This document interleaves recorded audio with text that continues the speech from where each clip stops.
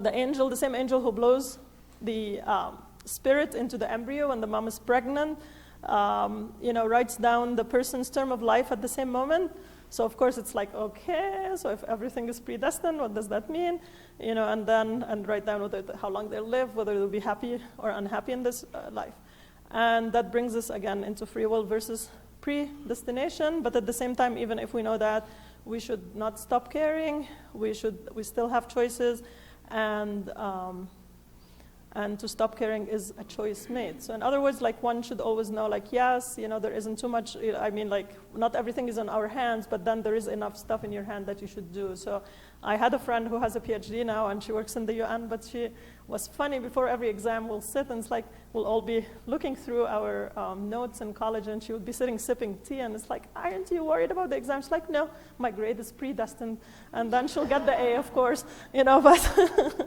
but I'm sure she did lots of work at home before she came and drank the tea. Okay, so we are all expected to take reasonable precautions, and then we search, in all the teachings for guidance. Lifespan and way one dies are fixed, and even if one commits suicide, which again brings us to, like, why? So if God is fair, how come, some people are destined to commit suicide? And then, of course, suicide is a big, big topic these days, but let's not get into it too much now. Suicide is a sin, though, and anyone who commits suicide willingly could remain in the fire forever, according to Hadith. And especially if they're not, I guess, that seems harsh, but, at the same time, if somebody, I don't know, if somebody is mentally ill and they do that, their judgment would be with God, because, we as humans shouldn't be judging God. But it is very controversial if a family has a tragedy like this happen, then they become in an awkward situation where they want to bury the dad, and then the mosque is saying, but they committed suicide. We don't know if they are a Muslim, and that, I'm sure, could happen in any faith tradition. Mm-hmm. You said the second bullet point from the bottom, that the lifespan and the way one dies are and fixed. The way you die, they're fixed, so they're predetermined? According to tradition, yes. So that strikes me as supremely unmerciful, then.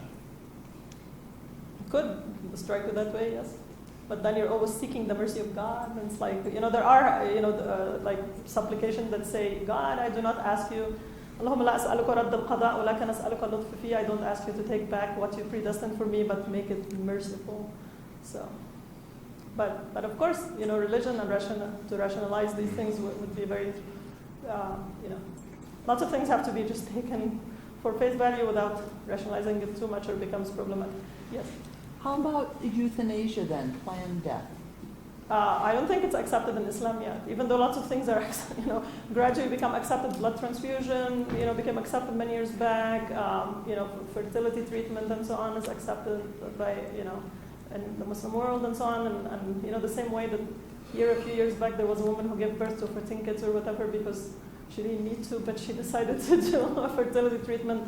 In the early 90s, there was a Saudi woman who already had a couple of kids and then did fertility treatment and had 8 kids at once. So, those things are, but euthanasia is still not looked at. I don't think it's accepted.